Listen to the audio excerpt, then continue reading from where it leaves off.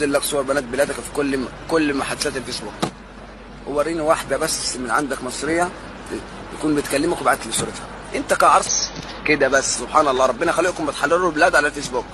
تحرر فلسطين انت قاعد على الفيسبوك، تجيب على مصريه تولع. دي اغلى من شرف بنت بلادك.